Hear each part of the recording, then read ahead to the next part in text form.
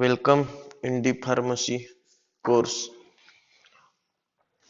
D pharmacy first इयरचे तुम्ही student आहात. डी फार्मसी मध्ये तुम्हाला भरपूर काही शिकायला मिळणार आहे. डी फार्म मध्ये मेडिसिन रिलेटेड, ड्रग्स रिलेटेड. तर आपण आज फर्स्टली आपल्या सब्जेक्ट नाव आहे HAP, म्हणजेच ह्युमन अॅनाटॉमी अँड फिजिओलॉजी. तर अॅनाटॉमी म्हणजे काय आणि फिजिओलॉजी म्हणजे काय, ह्या बाबतीत आपण पहिल्यांदा माहिती घेऊया. तर अॅनाटॉमी म्हणजे काय बेसिकली. अॅनाटॉमी हा शब्द घेतल्यानंतर तुमच्या काही गोष्टी लक्षात येत असतील. अॅनाटॉमी म्हणजे काय, तर अॅनाटॉमी म्हणजे it is study of different body parts and their forms, position, relationship and each other. म्हणजे इथं काय सांगितले बघा, the word anatomy is derived by Greek word anatome. Greek मध्ये अॅनाटॉम असं म्हणलं जातं अॅनाटॉमीला. Meaning to cut meaning to cut up. It is the study of structures that makes up the body and how the structures relate with each other. The study of anatomy includes many subspecialties. These are gross anatomy, microscopic anatomy, development anatomy and embryology. तर anatomy म्हणजे काय, basic अॅनाटॉमीचे definition तुम्हाला भरपूर वेळा विचारले जातात. Anatomy म्हटल्यानंतर तुमच्या लक्षात एकच आलं पाहिजे, the study of different body parts. Okay, the study of structures of body is called as anatomy. And physiology म्हणजे काय, तर it is the study of function of the body. म्हणजे आपली बॉडी फंक्शन काय करणार आहे, कार्य काय करणार आहे, त्यालाच फिजिओलॉजी असं म्हणलं जातं. आणि अॅनाटॉमी कशाला म्हणलं जातं, तर आपल्या शरीरातले जे पार्ट्स आहेत, वेगवेगळे जे पार्ट्स आहेत, त्याला अॅनाटॉमी असं म्हणलं जातं. त्यानंतर बघा, इथं ग्रॉस अॅनाटॉमी म्हणून सांगितलंय. ग्रॉस अॅनाटॉमी ग्रॉस अॅनाटॉमी म्हणजे मध्ये तुम्हाला काय सांगितले, तर studies body structures without microscope. Without microscope बॉडीचं स्ट्रक्चरचं स्टडी करायचे. त्यानंतर systemic anatomy studies functional relationship of organ within the system, whereas regional anatomy studies body part regionally, and both systemic and regional approaches may be use to study of gross anatomy. म्हणजे without microscopic आपल्याला study करायचंय gross anatomy मध्ये. त्यानंतर microscopic anatomy म्हणजेच हिस्टॉलॉजी. तर आता histology म्हणजे काय, requires the use of microscope to study tissues that form the various organs of the body. म्हणजे हिस्टॉलॉजीची डेफिनेशन तुम्हाला विचारली जाते. हिस्टॉलॉजी, फिजिओलॉजी, अॅनाटॉमी ह्या मेन डेफिनेशन आहेत. आणि ह्या HAP शिकताना तुम्हाला म्हणजे एकदा शिकला की त्या लाईफ टाईम आठवणीत राहणाऱ्या डेफिनेशन आहेत तुम्हाला HAP सब्जेक्टच्या. पुढे तुम्ही डी फार्मचा कोर्स कंप्लीट केल्यानंतर बी फार्मला जाताल डायरेक्ट सेकंडला, त्यावेळेस तुम्हाला अॅनाटॉमी असणारच आहे. APA असतो त्यावेळेस, APA सेकंड म्हणून. तो पण त्या त्या सब्जेक्ट मध्ये पण तुम्हाला ह्या गोष्टीची माहिती असणं गरजेचं आहे. तर ह्यात त्यांनी सांगितलं हिस्टॉलॉजी म्हणजे काय, requires the use of microscope. ह्यामध्ये मायक्रोस्कोपचा थोडक्यात यूज केला जातो. मायक्रोस्कोप हा रिक्वायर्ड आहे टू स्टडी टिश्यूचा स्टडी करण्यासाठी, and that form various organs of the body. आणि त्यानंतर फॉर्म्स होणार आहेत, तर व्हेरियस फाइंड होणार आहेत थोडक्यात various organs of the body. Then physiology आपण बघितलं. फिजिओलॉजी म्हणजे काय, तर it is the study of function of the body parts. आलं लक्षात. And whole body and function of individually structures and system present in the body, that is called as physiology. The word physiology is driven by Greek word, derived from a Greek word for study of nature. म्हणजे फिजिओलॉजीला Greek मध्ये study of nature असं म्हटलं जातं. That is called study of function of body parts. त्यानंतर बघा, काय सांगितलं, it is the study of how the body and its part work or function. म्हणजे तुम्हाला सांगितलं फिजिओलॉजी म्हणजे काय, तर the study of how to body and its part of function. म्हणजे फिजिओलॉजी म्हणजे बेसिकली तुमच्या लक्षात आलं पाहिजे, the function of the body parts. The study of function of body parts is called as physiology. आणि अॅनाटॉमी म्हणजे लक्षात आलं पाहिजे, the study of structure of body parts और different parts of body parts is called as anatomy. Then आता आपण पाहणार आहोत atoms, molecule and compound. Atom, molecules and compound मध्ये काय सांगितले, तर बघा At its simplest level, the body is composed of atoms. The most common elements is living organism and carbon, hydrogen, oxygen, nitrogen, phosphorus and sulfur. ह्या गोष्टी तुम्हाला लक्षात येत असतील. एक सिंपल लेवल आहे. The body is composed of atoms. Body composed atoms पासून झालेली आहे. तर the most common elements in living organism. Most common elements कोणकोणते आहेत? तर carbon, hydrogen, oxygen, nitrogen, phosphorus and sulphur. Then बघा atoms, मॉलिक्युल आणि कंपाऊंड्स असं एलिमेंट्स असतात.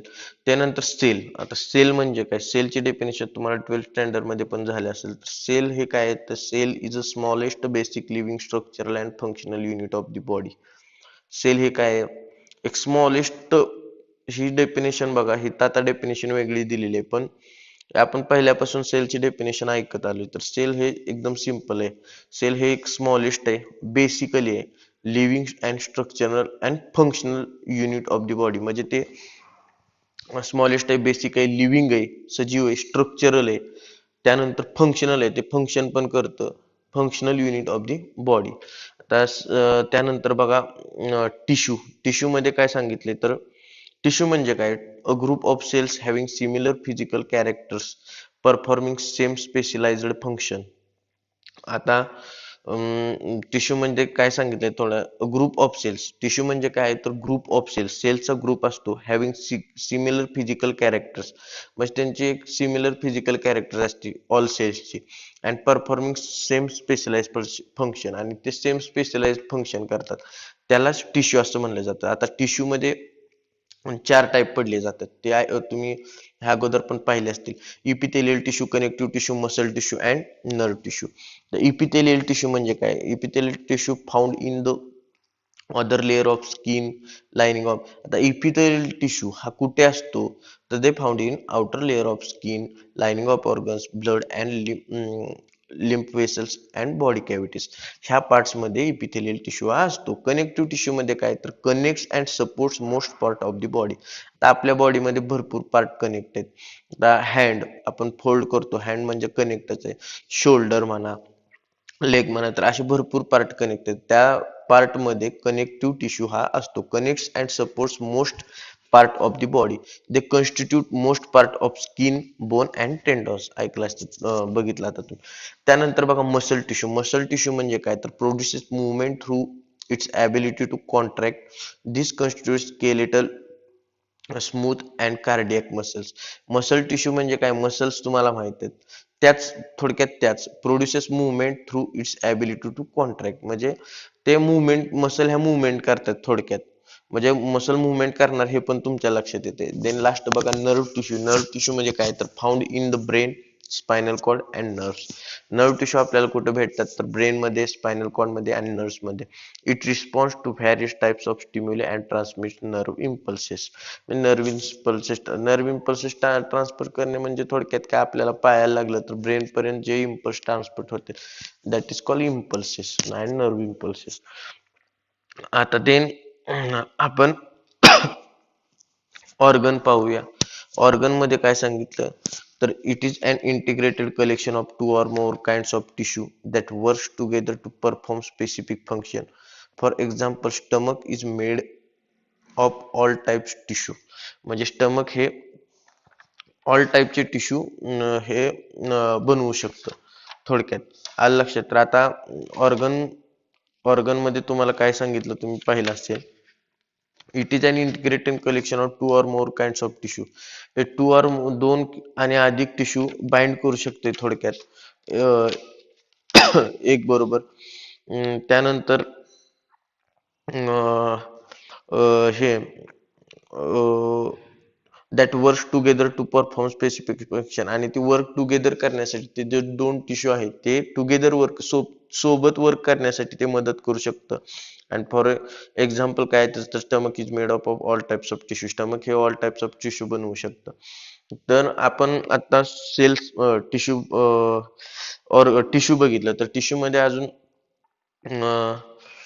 आपल्याला हे बघण्यासारखं होतं ते सायटॉलॉजी. सायटॉलॉजी पण तुम्हाला डेफिनेशन विचारली जाते. The branch of science which deals with the study of cells.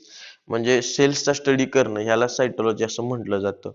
त्यानंतर सायनॅप्स मध्ये सांगितलं the gap between two neurons where transmission of impulses takes place is called as synapse. ह्या गोष्टी तुम्हाला समजून घेण्यासारख्या आहेत ह्यामध्ये. त्यानंतर बघा सिस्टीम मध्ये काय सांगितलंय, it is group of organs that work together to perform major functions. The body systems are. आता कोणकोणत्या सिस्टीम्स आहेत बॉडी सिस्टीम्स त्या बघून घ्या तुम्ही. It is group of the muscular and skeletal system function in the body support of locomotion. त्यानंतर बघा the endocrine and nervous system function in integration of coordination maintaining consistency of body functioning. त्यानंतर बघा the digestive system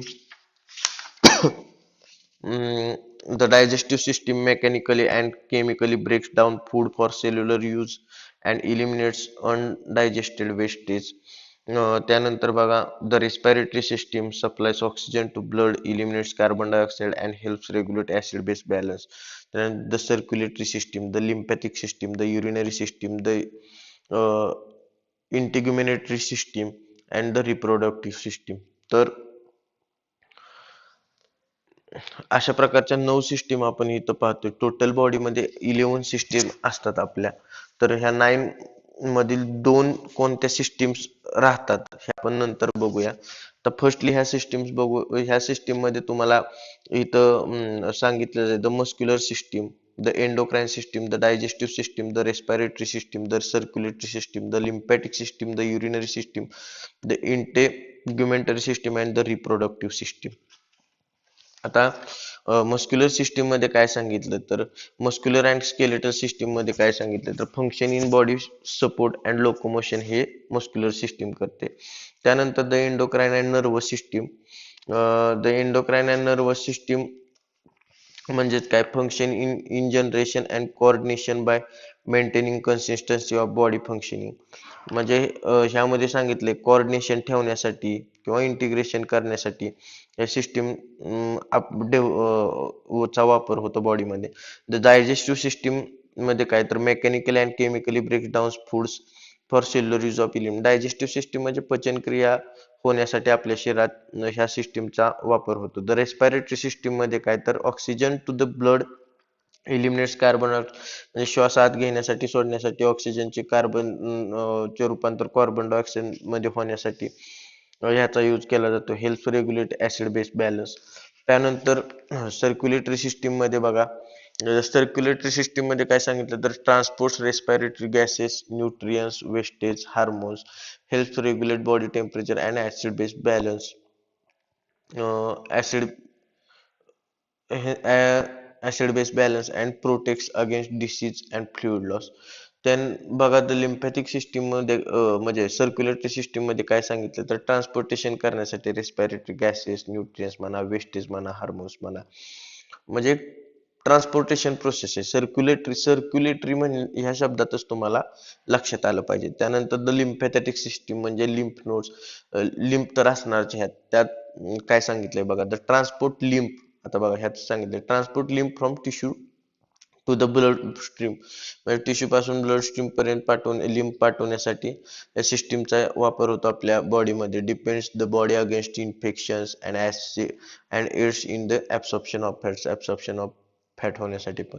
तर urinary system ही पण system तुम्हाला लक्षात आली पाहिजे की to remove wastage from the blood, regulate the chemical compositions, volume, electrolyte balance and blood, and helps to maintain the acid base balance of the body. acid base balance हा सांभाळण्यासाठी urinary सिस्टीमचा आपल्या बॉडीमध्ये उपयोग होतो.